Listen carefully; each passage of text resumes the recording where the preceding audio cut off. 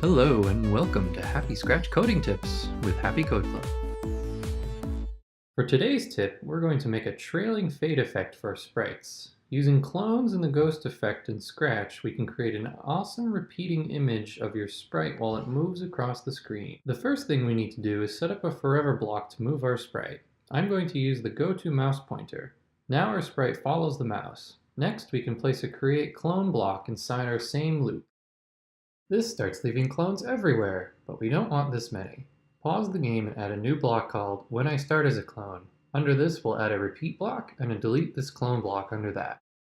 What we want to have happen under the When I Start as a Clone block is for the sprite to gradually get more and more transparent until it becomes completely invisible and then gets deleted.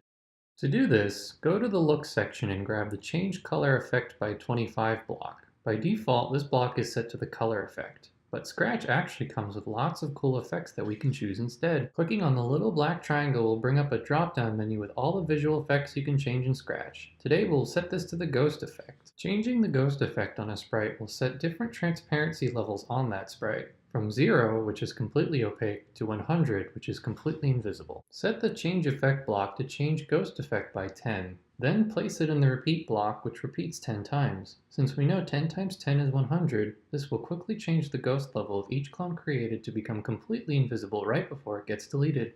You can also change these two numbers to make your ghost effect last longer or shorter. Just make sure they multiply together to equal 100 for the smoothest effect. And that's how you make a trailing fade effect. Thank you for watching.